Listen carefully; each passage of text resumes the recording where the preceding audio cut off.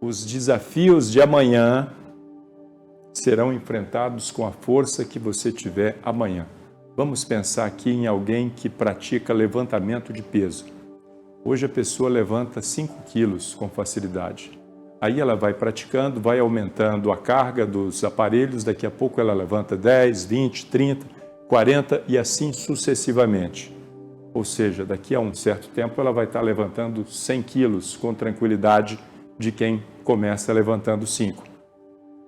Na prática, isso significa que aquele problema que você vai ter daqui a um tempo será enfrentado com a sua experiência, com a sua capacidade que você vai conquistar ao longo dos anos de preparo ou dos meses, não sei quanto tempo separa você desse desafio, para que você possa superá-lo. Entendeu? Então não se preocupe com o problema de amanhã. Não ande ansioso por coisa alguma, o Senhor Jesus Cristo disse a respeito disso, basta a cada dia o seu mal.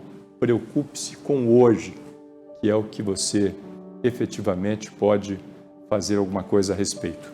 Então vamos discorrer a respeito desse tema de hoje, lançai sobre ele toda a vossa ansiedade. Em tempos de incerteza é natural sentir ansiedade, uma certa ansiedade é natural, né? Deus nos convida a depositar todas as nossas preocupações em suas mãos. Confie nele e encontre paz. Como é que você confia em Deus e encontra paz? Lancem sobre ele toda a sua ansiedade, porque ele tem cuidado de vocês. E aí vem o versículo seguinte: sejam sóbrios e vigiem.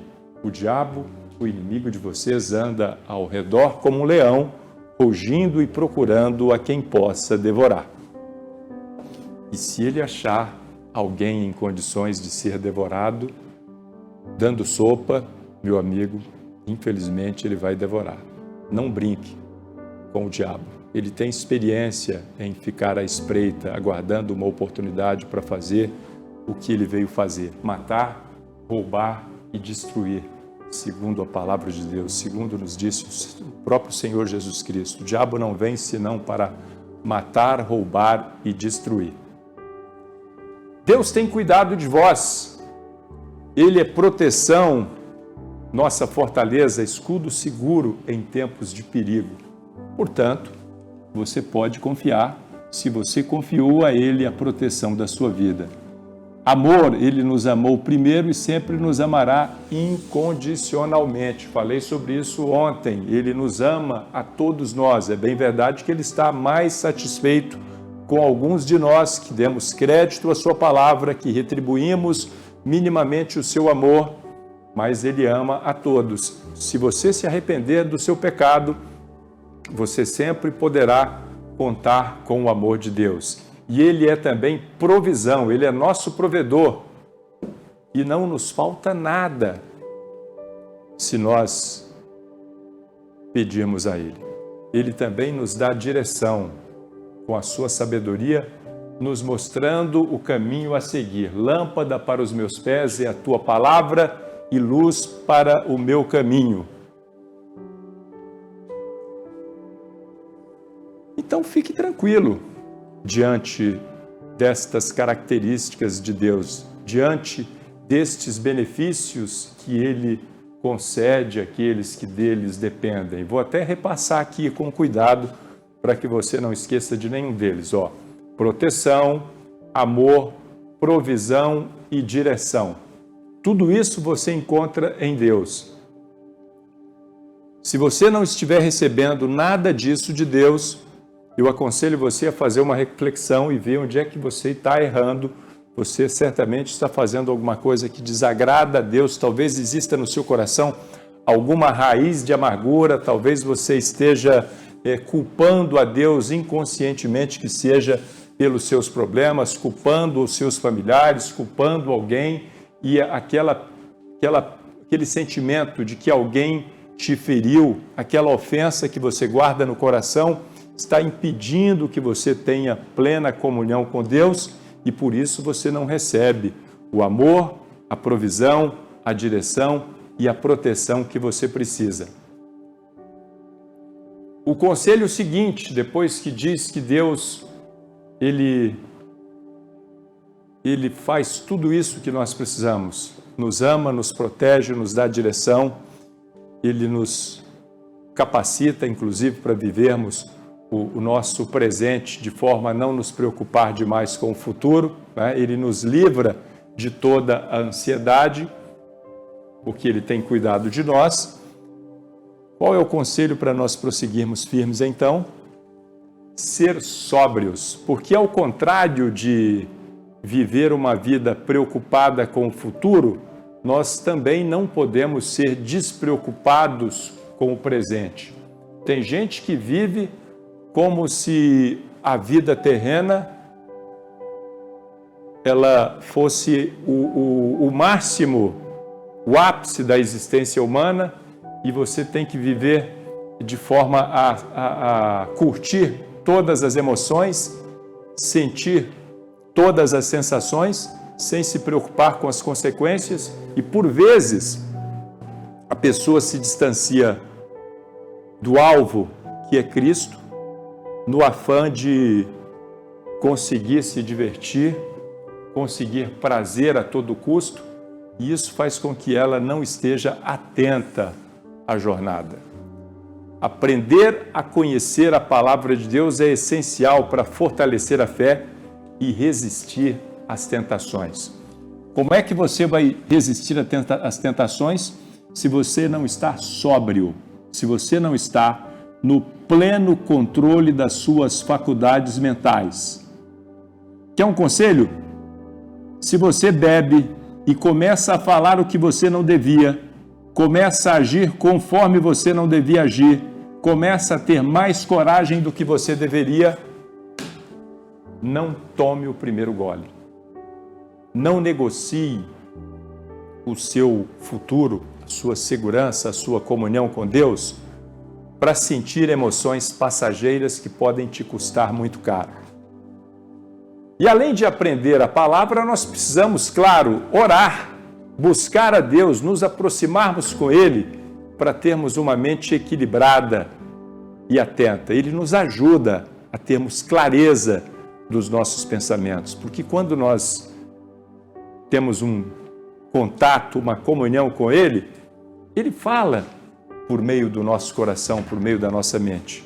E precisamos também estar em comunhão com outros cristãos que nos incentivam a perseverar e nos dão apoio em momentos difíceis. A palavra diz que o cordão de 3 dobras não se arrebentará com facilidade. Tem gente nos dias de hoje, seja pelos escândalos que muitas lideranças cometem nas igrejas, nas várias denominações, seja pela grande oferta de pregadores da palavra na internet, muitos deles sérios e outros que se aproveitam da fragilidade e fazem com que essas pessoas sejam dependentes deles, como se eles pudessem, por meio da internet, cuidar dessas pessoas, né? E eles fazem isso para ter alguma espécie de lucro.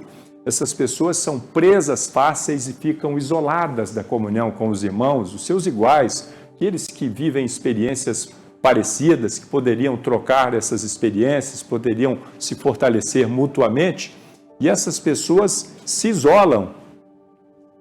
Nenhuma ovelha isolada estará a salvo do ataque do lobo devorador. Você precisa da segurança do rebanho. Eu não estou falando aqui de placa de igreja, né? Você me viu poucas vezes falar em nome de igreja aqui, a não ser quando alguém me pergunta, né? Por exemplo, a igreja onde eu frequento, onde eu congrego já há mais de há 30 anos, né? No mesmo lugar, diga-se de passagem, né? Entra ano e sai ano, né? Crise, na crise, fora da crise, nós estamos lá. Porque não tem igreja perfeita. Não tem. E se você quer mudança, mude primeiro você mesmo. Agora, tem algumas lideranças que se aproveitam da debilidade de conhecimento, da fragilidade emocional das pessoas, para lhes vender bênçãos, para se locupletar, para ter vantagens. e eles serão duramente cobrados por Deus. Eu já falei sobre isso aqui. Então você precisa orar, aprender na palavra e ter comunhão com os irmãos, para que você esteja forte, para que você se defenda das ciladas do diabo. O diabo é inimigo e está ao nosso redor. Ele é especialista em tentação, né?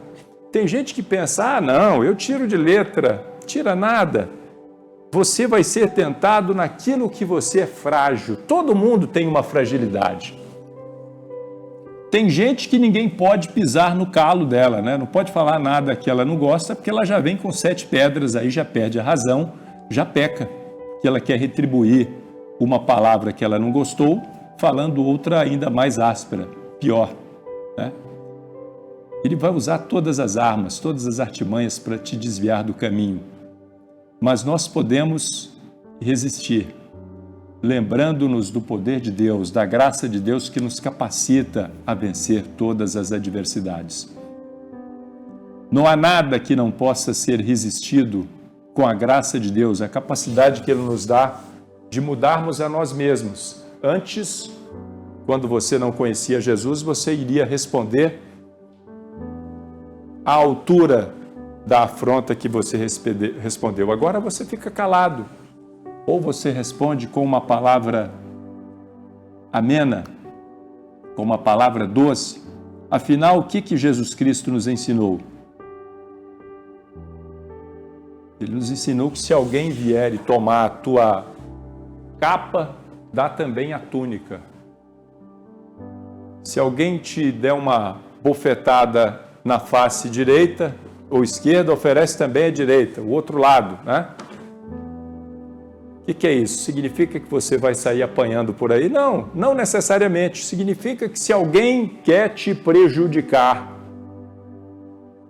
alguém fez alguma coisa que foi ruim para você, meu amigo, ao invés de ficar magoado, ofendido, né, com ódio, com rancor, haja com bondade. Haja com o amor de Cristo que foi derramado no seu coração.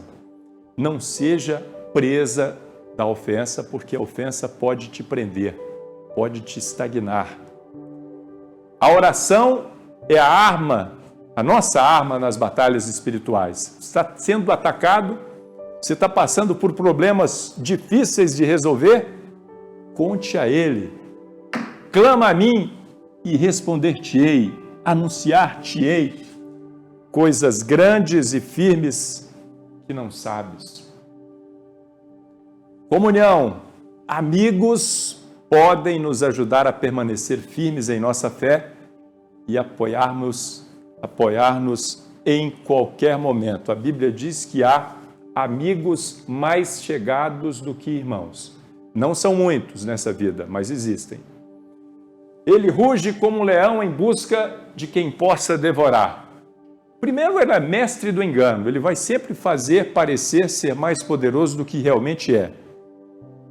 Sabe, quando o diabo tentava Jesus Cristo, foi vencido na palavra, lá no deserto, para todas as tentações. Você que conhece a Bíblia vai lembrar, né? Primeiro, fome. Se és filho de Deus, multiplica essas pedras, ou aliás, transforma essas pedras em pão. Jesus Cristo respondeu dizendo: nem só de pão vive o homem, mas de toda a palavra que sai da boca de Deus.